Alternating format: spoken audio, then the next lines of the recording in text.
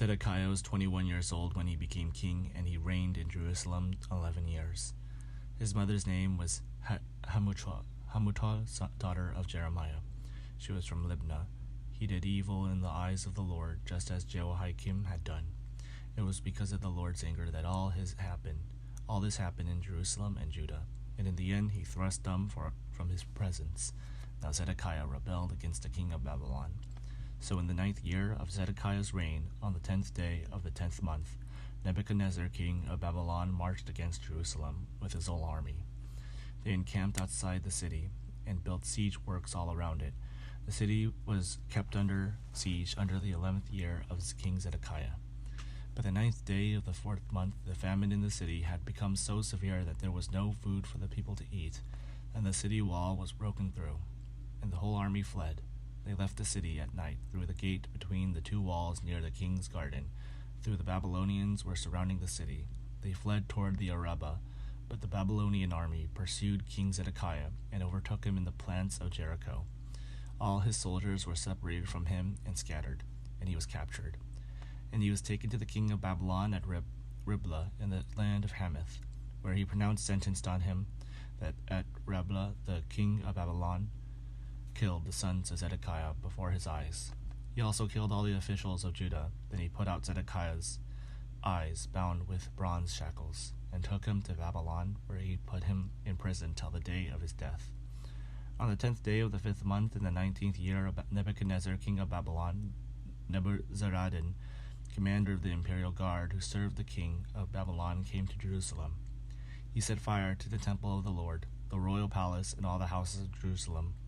Every important building he burned down. The whole Babylonian army, under the commander of the imperial guard, broke down all the walls around Jerusalem.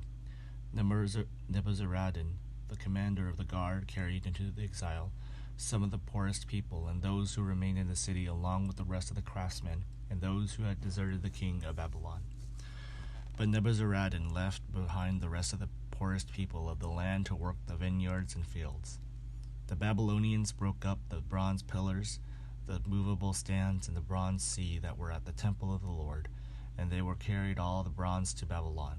They also took away the pots, shovels, wick trimmers, and sprinkling bowls, dishes, and all the bronze articles used in the temple service. The commander of the imperial guard took away the basins, censers, sprinkling bowls, pots, lampstands, dishes, and bowls used for drink offerings, all that were made of pure gold or silver. The bronze from the 2 pillars, the sea, and the 12 bronze bowls under it, and the movable stands which King Solomon had made for the temple of the Lord, was more than could be weighed. Each pillar was 18 cubits high, and 12 cubits in circumference. Each was 4 fingers thick and hollow. The bronze capital on top of one pillar was 5 cubits high, and was decorated with a network and pomegranates of bronze all around. The other pillar with its pomegranates were similar. There were 96 pomegranates on the sides. The total number of pomegranates above the surrounding network was 100. The commander of the guard took as prisoners Sedatiah, the chief priest, Zephaniah, the priest next in rank, and the 3 doorkeepers.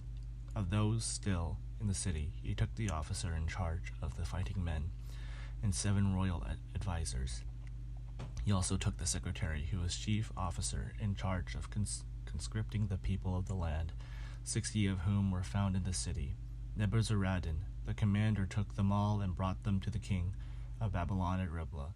There at Riblah, in the hand of Hamath, the king had them executed.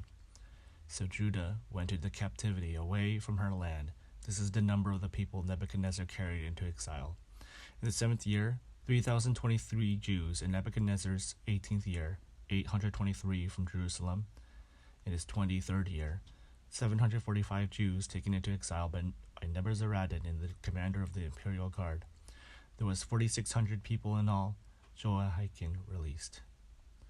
In the 27th year of the exile of Jehoiakim, king of Judah, in the year Awil-Modak became king of Babylon. In the 25th year of the 12th month, he released Jehoiakim, king of Judah, and freed him from prison.